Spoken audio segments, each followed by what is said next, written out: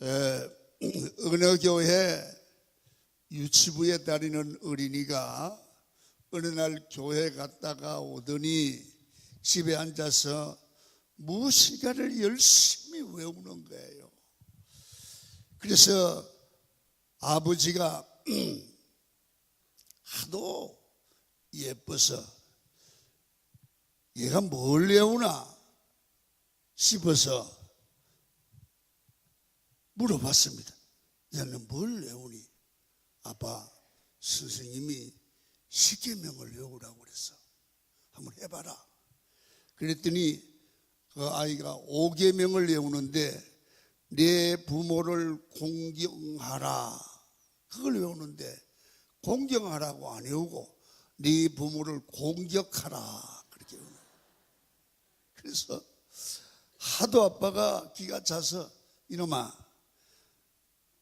공격이 아니고 공경이야, 공경. 그랬더니 다시 아들이 물어봅니다.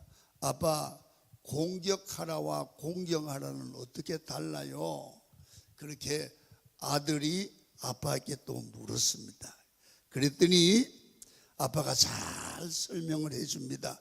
공경한다는 것은 아빠 말을 잘 듣고 아빠를 사랑하는 것이고, 공격한다는 얘기는 아빠한테 덤비고 말씀을 안 듣고 소리 지르고 그러는 게 공격하는 거다. 그랬더니 아들이 아빠를 뻔히 쳐다보더니 아빠는 왜 할머니에게 매일 공격하는 거야? 그랬대잖아요. 그 애들을 보는데 말이나 행동을 조심하지 않으면 꼭 그런 일을 당하는 거예요. 여러분, 오늘 어버이 주일을 맞이해서 하나님께서는 여러분들과 제가 모두가 행복하게 살기를 원하십니다. 그 행복은 어디에서 오는 것입니까? 여러 곳에서 오겠지만 가정을 통해서 오는 행복이 제일 귀하고 기본이 됩니다. 기본. 여러분, 가정이 행복하지 않으면 그 사람은 행복하다고 할 수가 없습니다. 어떻게 하면 행복한 가정을 이룰 수 있습니까? 인생에서 가장 중요한 관계를 통해서 행복하는데, 가정의 행복 중에 여러분 부모와 자식 간의 관계가 행복의 제일 중요한 첫 번째 요소예요. 두 번째는 요사이는 부모 관계보다는 부부 관계가 더 중요하다고 하지요. 그러나 성경의 원리는 부모와 자식 간의 관계가 바로 되는 것이 행복의 첫 번째 원리예요. 그래서 부모와의 관계에서 축복이 나오기도 하고 부모와의 관계에서 저주가 나오게 된다는 것입니다. 여러분들이 한 가정에서 다 하나님이 주시는 복을 받기를 원하신다면 부모님과의 관계가 성경에 있는 대로 회복되기를 축원합니다. 여러분, 출애굽기 20장 12절에 십계명의 5계명이 나오는데 이렇게 말합니다. 시작. 내 부모를 공경하라.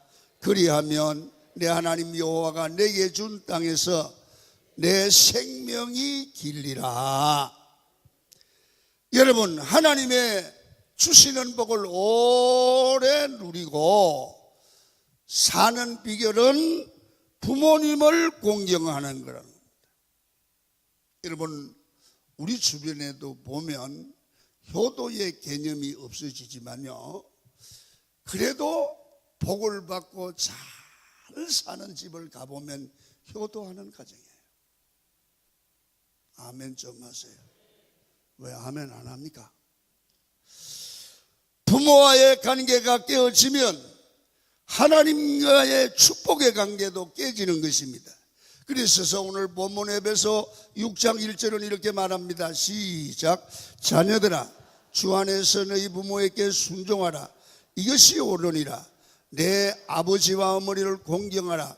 이것은 약속이 있는 첫 계명이니 이로써 네가 잘되고 땅에서 장수한다. 아멘.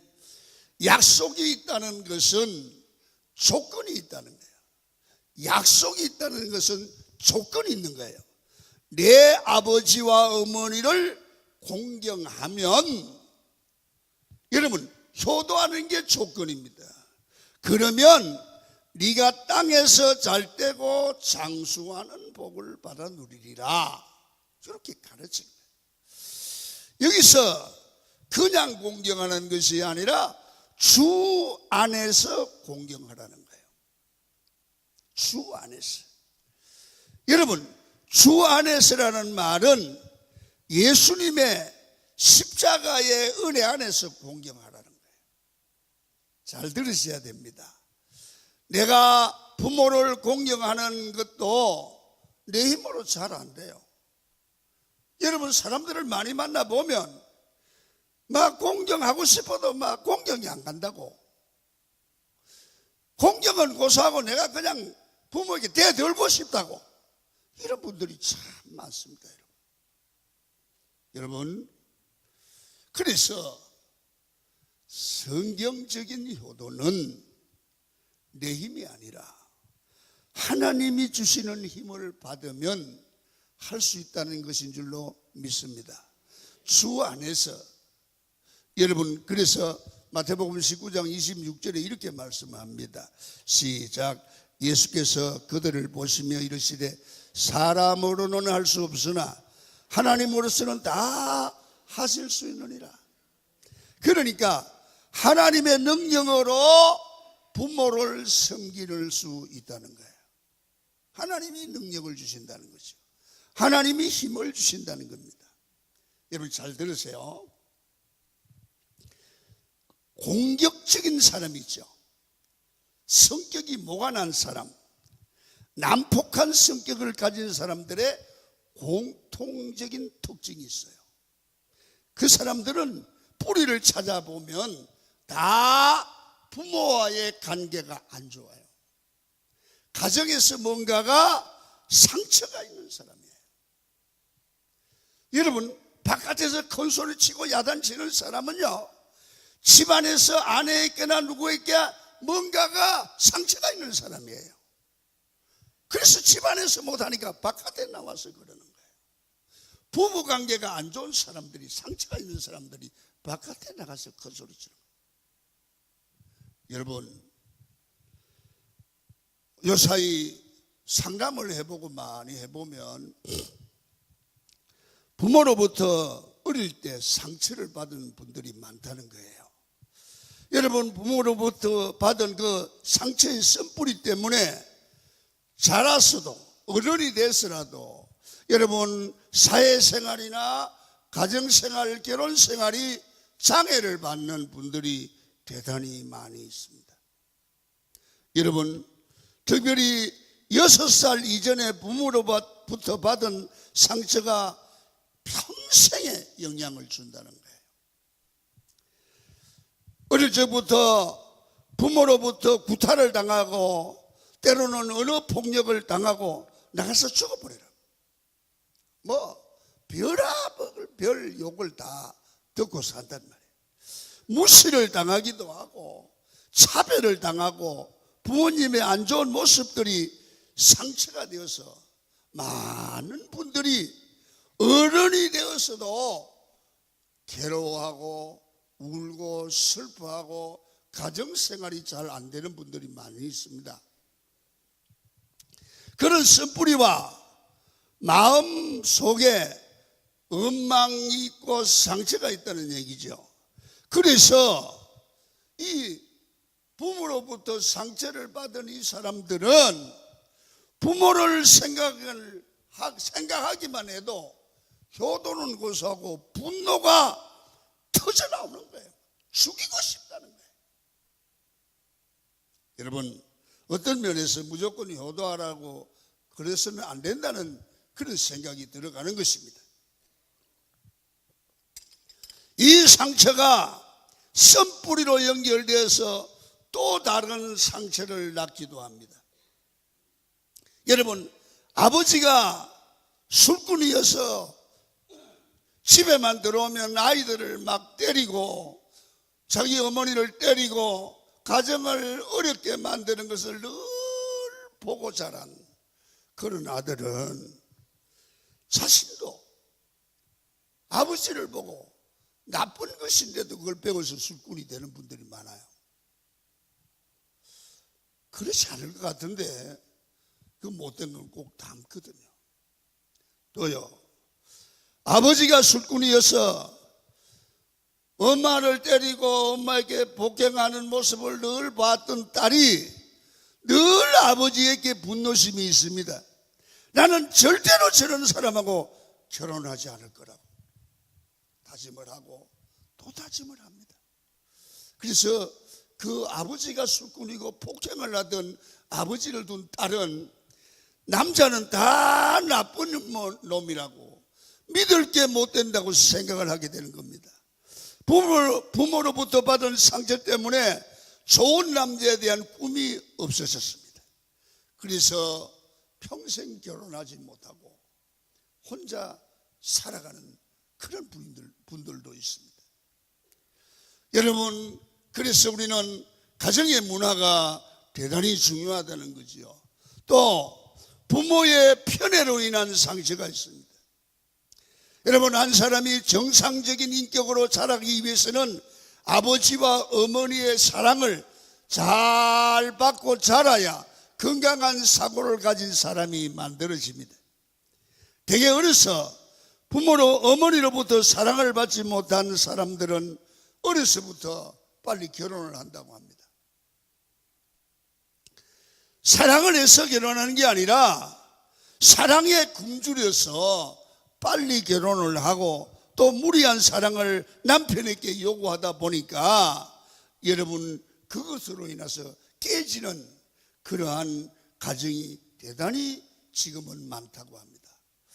그래서 빨리 결정하고 빨리 깨지고 빨리 후회하는 거죠. 여러분, 이러한 일들이 현대인들에게는 너무나 많은 거예요. 그래서 요사이는 부모에 대한 원한이 있고 부모를 때려 죽이기도 하고 여러분, 부모를 학대하기도 하는 그런 문화가 만들어지고 있는 거예요. 성도 여러분, 이 어버이 주일에 이러한 상처들과 아픔 때문에 늘 고민하고 있는 분이 계십니까? 여러분, 부모를 공경하기는 하는데 내 속에 있는 상처와 미움 때문에 부모가 꼴도 보기 싫은 분이 계십니까? 여러분, 오늘 내 힘으로 안 되지만 하나님의 은혜를 받으시고 이 상처가 치료받고 부모를 공경함으로 땅에서 잘되고 복을 받는 여러분이 되기를 축원합니다. 내 힘으로는 안 되지만 하나님의 은혜로 공경하여서 효자로 살아가는 것이 복입니다. 여러분, 그러면 부모를 공경하려고 하면 우리는 두 가지를 해야 된다고 봅니다. 첫 번째, 부모를 공경하면 땅에서 잘되고 장수하네. 첫 번째 뭐냐 하면 자식은 부모님을 이해할 줄 알아야 된다는 거예요. 이해하라. 이해. 사람 관계에서도 부부 관계에서도 남편 편에서는 아내를 이해하고 아내는 남편을 이해해야 돼요. 그럼 문제가 없으세요. 여러분, 자식은 부모님을 이해해야 됩니다. 부모는 자식을 잘 이해해 주는데 자식들도 부모를 이해할 수 있어야 하는 겁니다. 성경에 보면 야곱의 아들 가운데 요셉의 형들을 볼 수가 있습니다. 사실 요셉의 형들이 얼마나 상처가 많았겠습니까? 집에 들어가기만 하면 아버지가 여러분 편애하는데 요셉만 사랑하는 거예요. 그래서 얼마나 얄미웠던지 요셉을 잡아다가 발가벗겨 가지고 여러분 물 없는 웅덩이에 넣었다가 종으로 팔아버렸어요. 얼마나 마음에 상처가 있었냐는 거죠. 그리고 아버지에게는 요셉의 옷을 벗기다가 찢어가지고 양의 피를 잡아가지고 짐승이 물고 가는 모양이라고. 여러분, 형들도 상처가 있지만 사실 아버지 야곱의 입장을 생각해 보면 야곱도 상처가 있는 분입니다. 왜 그렇습니까? 아내가 4명인데다 여러분 얼마나 가정이 복잡한지 우리가 야곱을 욕을 할 수가 있겠습니까? 편애했다고. 야곱이 아내를 4명 가지려고 해서 가진 게 아니잖아요. 야곱이 사랑했던 아내는 사실 라헬 뿐이었습니다.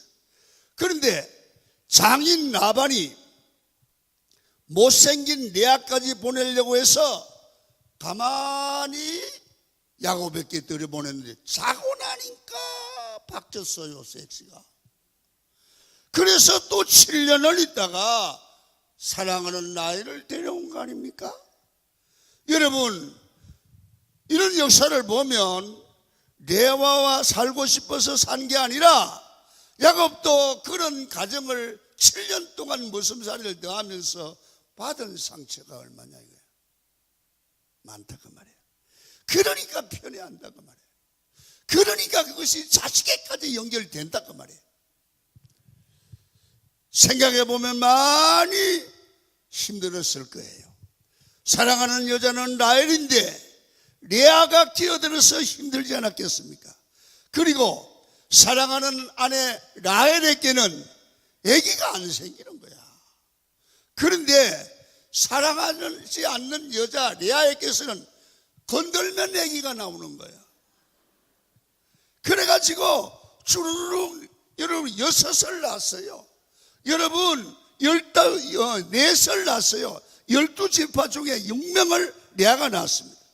거기다가 레아와 라헬이 서로 애 낳는 경쟁이 붙어서 자기 종들을 데리다가 아기를 또 놓죠. 빌하와 실바. 그래서 아내가 4명이 되는 거예요. 여러분, 그래서 여러분 야곱의 마음이 편하지 않고 상처가 됐습니다.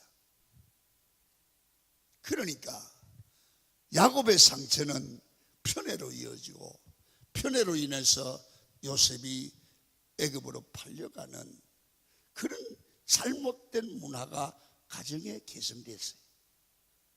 여러분 오늘 이 말씀을 잘 들으시고 가정의 달에 여러분 가정의 저주가 대를 잇지 않고 끊어지도록 믿음으로 가정의 저주를 끊으시기를 축원합니다.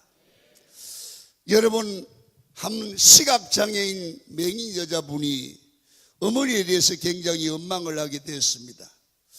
이 어릴 때부터 맹인으로 태어났는데 어머니가 자라보니까 어머니가 자기를 낳아서 버린 거예요. 여러분 이 맹인 아이가 자라면서 세상에 맹인인 나를 버리는 엄마가 어디 있나.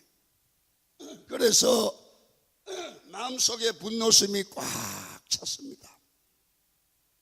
그래가지고 내가 자라서 성공을 하면 엄마를 복수할 거라고 마음에 막 다짐을 합니다.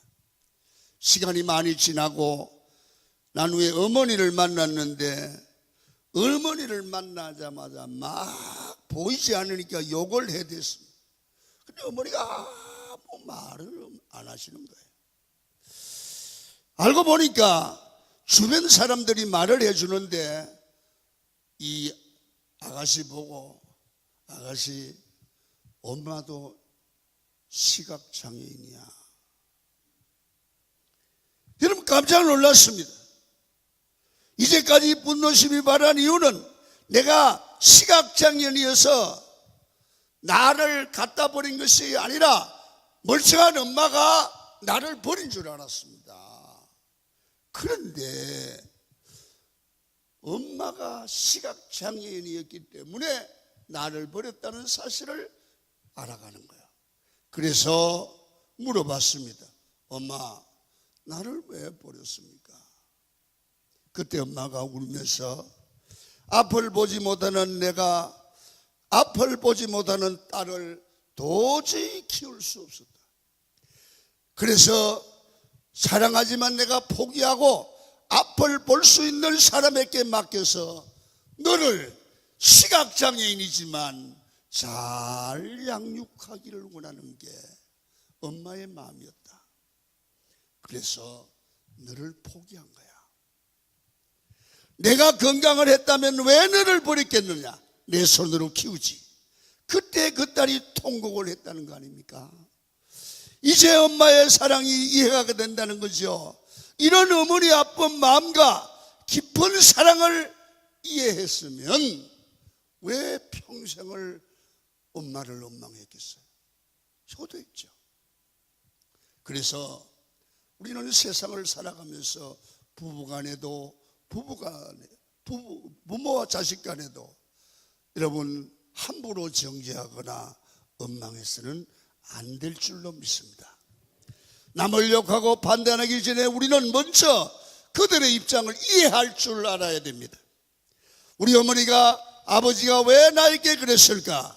분명히 이유가 있을 텐데 그것을 알고 나면 마음의 상처가 다 녹아질 줄로 믿습니다. 여러분 부모에게 받은 상처를 안고 있어서 정말 늘 숨겨둔 아픔이 있습니까? 오늘 이 말씀을 들으시고 부모님을 이해해 가시기를 축원합니다. 그게 부모의 공경의 첫걸음입니다. 오늘도 말씀을 통해서 우리 부모님의 마음을 헤아려보고 그 아픔을 가슴에 품을 줄 아는 자녀가 되기를 축원합니다. 저는 이 설교를 준비하면서 좀 마음이 아파서 좀 울었습니다. 저는 우리 어머니가 돌아가시기 전에 어머니가 물을 이렇게 마시면서 입이 말라오. 당뇨가 있어서 그런지 입이 가랑잎 같아. 자꾸 나한테 그래요. 물 잡수세요. 그런데 저는 아무 생각 없이 그랬는데 지금 제가 당뇨가 있거든요. 어떨 때 자다 보면 막 입이 가랑잎처럼 말라요. 아, 우리 어머니가 이랬었구나.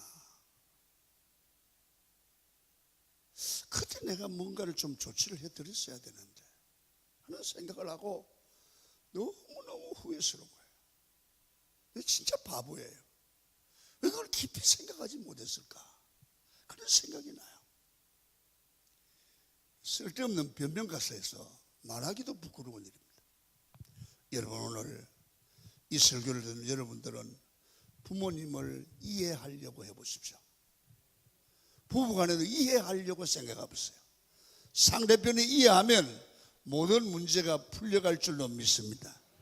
그 다음에는 두 번째는 첫째는 부모를 이해해야 된다. 두 번째는 상처가 있지만 부모를 이해하면 된다. 두 번째는 십자가의 은혜로 부모님을 용서해야 합니다. 우리가 부모를 공경하기 위해서는 하나님의 은혜를 생각하고 기억해야 된다는 거예요. 여러분 십자가가 무엇입니까? 사실 내가 짐을 대신 짊어지는 게 십자가입니다. 여러분 사실 부모님이 잘못할 수도 있습니다. 그런데 그 잘못한 것을 따지고 원망한 것이 아니라 그 잘못된 것도 내 자식된 내가 짊어지고 책임지고 가겠다는 마음이 신앙의 사람의 마음이 아니겠습니까? 여러분 내가 하나님께 받은 은혜가 얼마인데요? 여러분 부당한 대우도 받을 수 있다는 것입니다. 왜요? 받은 하나님의 은혜가 너무 크기 때문에 내가 받은 은혜를 생각하면 부당한 대우를 좀 받으면 어때요? 부모에게 어려움을 당하면 그걸 왜 이해를 못해요? 하나님은 나 같은 죄인도 살려주셨는데. 여러분 어떤 사람은 상처받았다고 벌벌 뛰면서 다른 사람에게 같은 상처를 주는 사람도 있습니다. 여러분 이 사람은 하나님의 은혜를 모르는 사람입니다. 여러분 은혜가 무엇입니까? 값없이 주는 것 아닙니까? 이유 없이 은혜를 받았습니다. 살려주심을 받았습니다. 구원을 받았습니다. 그러면 내가 구원을 받았으니, 은혜를 입었으니 나도 부모님을 용서하고 부모님을 사랑할 수 있기를 바랍니다. 나를 낳아주신 부모잖아요. 어떤 의미에서 제일 부당한 게 하나님이 날 구원해 주신 것입니다. 하나님이 내게 주신 게 부당한 것입니다. 여러분, 사실 은혜 자체가 부당한 것 아닙니까? 우리 같은 허물과 죄가 많은 죄인들을 죽이지 않고 살려주시고 세워주는 게 법적으로 부당한 겁니다. 그래서 은혜라고 그러는 겁니다. 하나님께서 이런 나를 많은 은혜로 채워주시기 때문에 내가 이 땅을 살아가면서 어떠한 어려움과 상처가 있어도 그 가운데서 늘 감사로 받아들일 수 있는 줄 믿으시기를 바랍니다. 왜요? 하나님의 은혜가 너무 크기 때문에 그래요. 여러분들이 은혜 받으셔야만 부모를 이해하고 공경할 수 있는 이유가 여기에 있습니다. 결국은 주님 안에서 아버지와 어머니를 공경하는 것에 왜 십자가가 필요합니까? 부모와 자식 간의 관계에서 예수 그리스도의 보혈의 피가 흘러야만 진정한 용서와 진정한 화해와 하나 되는 은혜의 역사가 부모와 자식 간에 일어나는 것입니다. 여러분, 그 사랑으로 부모를 공경할 때 그때 그 가정에 그 사람에게 하나님의 축복이 흐르기를 시작합니다. 이 자리에 예배드리는 성도님 가운데 혹 부모와 관계가 막혀서 하나님의 축복이 막혀진 분들이 계시지 않습니까? 여러분 이런 기도를 하십시오. 하나님, 내게 은혜를 부어 주십시오. 주 안에서 공경하게 하여 주옵소서. 부모를 이해할 수 있는 마음을 주옵소서. 십자가의 보혈의 피가 흐르게 하여 주옵소서. 그 보혈 안에서 화해와 용서가 있고 하나님의 큰 은혜의 자리로 나가는 우리의 가정이 되게 해달라고 기도하기를 축원합니다. 이런 마음과 고백이 있을 때 회복될 줄로 믿습니다. 성도 여러분, 오늘은 어버이 주일입니다. 우리가 부모를 공경하는 것은 사실 쉬운 일은 아닙니다. 왜? 마음에 상처가 있기 때문에 그렇습니다. 어떻게 이길 수 있습니까? 부모를 이해하셔야 합니다. 십자가의 보혈이 흘러야 합니다. 결국 무슨 말입니까? 부모 공경도 십자가 외에는 다른 길이 없다는 겁니다. 여러분, 82세 아버지와 52살의 아들의 대화가 있었습니다. 창문을 여니까 까마귀 한 마리가 그 나무 곁에 서 있습니다. 82세 아버지가 아들에게 물었습니다. 아들아, 저게 뭐냐? 그렇게 물으니까 52세 아들이 아버지, 까마귀입니다. 또 조금 있다가 아들아, 저게 뭐냐? 아버지, 까마귀예요. 또 세 번째, 아들아, 저게 뭐야? 까마귀라니까요. 네 번째, 아들아, 저게 뭐니? 물으니까 아들이 와락 화를 내면서 까마귀라니까요.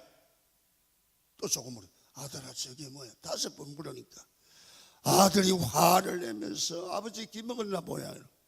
병원 가서 조사해봐야 되겠다. 문을 탁 닫고 나갑니다. 그랬더니 아버지가 아들을 부르더니 낡은 일기장 하나를 보여주셨습니다. 그 일기장 내용은 이런 것이었습니다. 지금 소리를 지르던 아들이 3살 때 아버지가 쓴 일기장이었습니다. 거기 보니까 이렇게 써 있었습니다. 오늘 3살 된 아들이 내게 물었다. 저게 뭐냐고 물었다. 까마귀라고 대답을 했다. 그런데 여러분, 애들 특징이 똑같은 거 계속 무한대로 묻잖아요. 까마귀야, 아빠 저게 뭐야? 까마귀야. 아빠 저게 뭐야? 까마귀야. 아빠가 저게 뭐야? 까마귀야. 그래서 아빠에게 질문한 걸 세어보니까 23번을 묻고 대답을 했다. 일기장에 그렇게 써 있어요. 내 아들이 이제 새로운 세상에 대해서 호기심을 가지고 접근하는 것을 보고 내가 너무 기뻤다. 그리고 내가 아들과 대할 수 있는 것에 대해서 사랑을 느꼈다. 그래서 나는 정말 행복했다. 이런 일기를 아버지가 썼습니다. 여러분, 그렇습니다. 내가 부모님을 잘 섬기고 공경하는 것이 여러분 의무인데도 아버지가 부모가 나를 사랑하는 것에 비하면 말이 되지 않습니다. 비교가 되지 않습니다. 아버지는 똑같은 까마귀를 물었는데 23번을 물어도 행복했는데 5번 물었는데 아들은 성질을 냈습니다. 이게 차이입니다. 그래서 그런 말을 합니다. 우리 어릴 때 여러분 부모가 자식을 키울 때 엉고 또랑을 거느드는데 넘어지면 어떡하나 그 마음을 자식은 평생 부모님을 효도해도 못 갚는데요. 여러분 오늘 어버이 주일에 부모에게 효도하는 게 당연하지만 지금은 세상에 부모를 공경하지 못하고 부모의 사랑을 잊어버리고 부모님을 버리는 세상입니다. 우리 모두 가정이 그래서는 잘 되지 수 없습니다. 우리 가정이 효도하는 가문이 되기를 축원합니다. 그래서 여러분